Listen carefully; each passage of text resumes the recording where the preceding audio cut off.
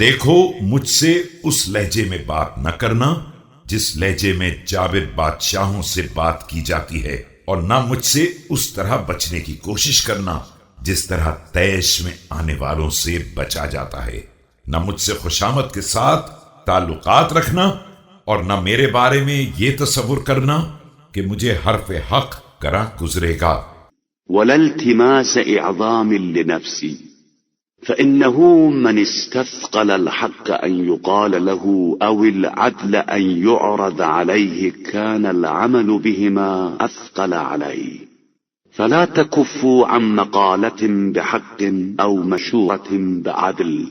اور نہ میں اپنی تعظیم کا طلبگار ہوں، اس لیے کہ جو شخص بھی حرف حق کہنے کو گراں سمجھتا ہے یا عدل کی پیشکش کو ناپسند کرتا ہے، وہ حق و عدل پر عمل کو یقیناً مشکل تر ہی تصور کرے گا۔ لہذا خبردار، حرف حق کہنے میں تکلف نہ کرنا اور منصفانہ مشورہ دینے سے گریز نہ کرنا۔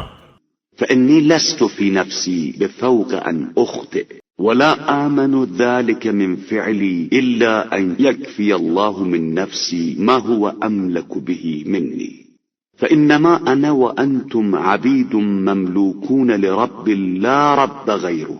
اس لیے کہ میں ذاتی طور پر اپنے کو غلطی سے بالا تر نہیں تصور کرتا ہوں، اور نہ اپنے افعال کو اس خطرے سے محفوظ سمجھتا ہوں، مگر یہ کہ میرا پروردگار میرے نفس کو بچا لے کہ وہ اس کا مجھ سے زیادہ صاحب اختیار ہے۔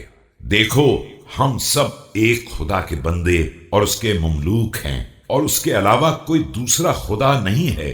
يملك منا ما لا نملك من أنفسنا وأخرجنا مما كنا فيه إلى ما صلحنا عليه فأبدلنا بعد الضلالة بالهدى وأعطانا البصيرة بعد العمى۔ وہ ہمارے نفوس کا اتنا اختیار رکھتا ہے جتنا خود ہمیں بھی حاصل نہیں ہے، اور اسی نے ہمیں سابقہ حالات سے نکال کر اس اصلاح کے راستے پر لگایا ہے کہ اب گمراہی ہدایت میں تبدیل ہو گئی ہے، اور اندھے پن کے بعد بصیرت حاصل ہو گئی ہے۔